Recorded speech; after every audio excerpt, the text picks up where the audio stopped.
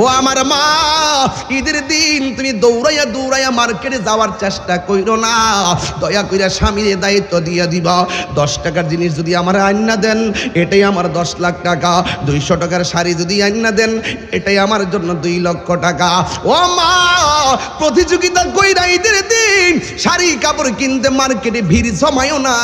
স্বামীর 10টা টাকা বাঁচলে তোমারই লাভ হবে, স্বামীর 10টা টাকা বাঁচলে তোমার সন্তানের লাভ হবে। এই জন্য অপচয় কইরো না গো মা। ও মা, ও মা, পায়ে দুইরা বলি, অনুরোধ করে বইলা দিয়া যায়, খবরদার খবরদার। তোমার মতো অনেক মা হঠাৎ করে স্ট্রোক করে মারা গেছে, তোমার মতো অনেক মা রাস্তাতে অ্যাক্সিডেন্ট হয়ে মারা গেছে।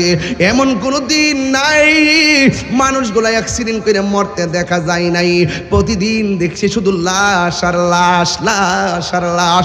কার কোন দিন মরণ হবে কেউ আমরা বলতে পারি না। এই জন্য আমার আম্মা, খবরদার খবরদার, দায়ুসের মতো চলাফেরা করবেন না, বেপরদায় চলাফেরা করবেন না।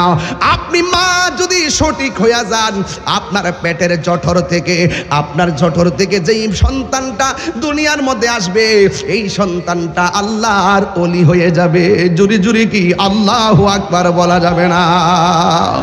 ও মা, ও মা, দায়ুসের মতো চইলেন না গো মা। পোশাকের স্বাধীনতায় মাঠে আন্দোলন করবেন না। নামাজ যেমন ফরজ, পর্দা তেমন ফরজ। আপনার সন্তানটারে মানুষ গড়ার কারিগর কিন্তু আপনি। আপনি বলতেছেন আপনার পোলারে মোবাইল না দিলে ভাত খায় না, এটা আপনার ব্যর্থতা। দরকার হয় 2 ঘন্টা পরে ভাত খাইব, ক্ষুধা লাগলে এমনিই খাবে। এইগুলো দিয়ে দিয়ে সন্তানের ভবিষ্যৎ নষ্ট করবেন না, চোখের পাওয়ার নষ্ট করবেন না। এ মা, সকালবেলা ঘুম থেকে উইটা ফজরের নামাজ পড়া সন্তানের মাথার মধ্যে হাত বুলাইয়া বুলাইয়া বলবেন, আব্বা মক্তবে যাও, কোরআন পড়তে যাও। এই কোরআনের পড়তে মক্তবের মধ্যে পাঠাবেন। এ মা, সন্তান কিছু করার নাই, আপনার কাছে অনেক দায়িত্ব আছে। এই জন্য খবরদার। আমার নবী, আপনার নবী বলেন, যারা একবার সূরা ইখলাস পড়বে তার আমলনামায় 10 বার কোরআন খতমের সওয়াব দেওয়া হবে। 2 বার যারা সূরা ইখলাস পড়বে, আমার আল্লাহ তার আমলনামায় 20 বার কোরআন খতমের সওয়াব দেওয়া হবে। 3 বার যারা পড়বে, আমার আল্লাহ রাব্বুল আলামিন পুরা গোটা কোরআন শরীফ তেলাওয়াতের সওয়াব আমার আল্লাহ দিয়ে দিবে। সবাই আমার সাথে সূরাটা পড়েন না, অসুবিধা হইব নি? কুল হুয়াল্লাহু আহাদ আল্লাহুস সামাদ লাম ইয়ালিদ ওয়া লাম ইউলাদ ওয়া লাম ইয়াকুল লাহু কুফুয়ান আহাদ। সবাই আবার পড়েন, 3 বার পড়েন। কুল হুয়াল্লাহু লাম ইয়ালিদ ওয়া লাম ইউলাদ ওয়া লাম ইয়াকুন লাহু কুফুয়ান আহাদ। সবাই আবার পড়েন। কুল হুয়াল্লাহু আহাদ আল্লাহুস সামাদ লাম ইয়ালিদ ওয়া লাম ইউলাদ ওয়া লাম ইয়াকুন লাহু কুফুয়ান আহাদ। এই কোরআন আমরা পড়তে চাই কি চাই না? ও বন্ধু, এই কবরে যাওয়ার পরে কোরআন আপনারে আলো দিব, আলো। জোরে জোরে কন্যা সুবহানাল্লাহ। 1 দিন না 2 দিন না, না জানি কত বছর কবরে পয়রা থাকুন লাগে রে। জাহান্নামের আগুনে জ্বললে কেমনে থাকিব গো নবী? আর আমাদের নসিবে কি আছে আমরা জানি না, কি আছে আমি জানি না। কোন দিন আমরা মরবো আমরা জানি না। এই জন্য আমি প্রায় মাহফিলে বলি, আমার মরণের কত দিন বাকি আমি জানিলাম না গো আল্লাহ। মরণের কত দিন বাকি আমার মরণের। আমি জানিলাম না গো আল্লাহ মরণের কত দিন বাকি।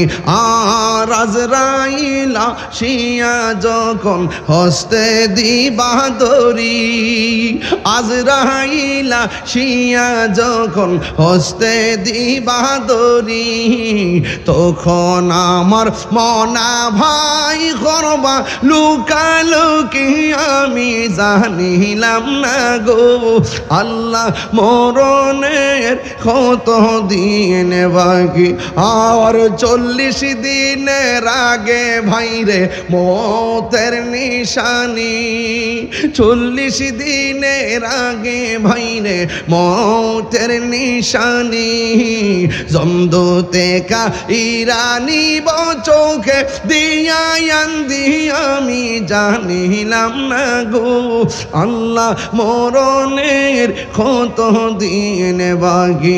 আমার মরণের কত দিন বাকি আমি জানিলাম না গো আল্লাহ মরণের কত দিন বাকি। একটা জবান বন্ধ রাখিবেন না, মোহব্বতে মায়ার সুরে বলুন সুবহানাল্লাহ। এই আওয়াজে মানি না, জবান খুলে কোন আল্লাহু আকবার, আর আওয়াজ করে কোন আল্লাহু আকবার। একদিন মাটির ভিতরে হবে ঘরে মন আমার।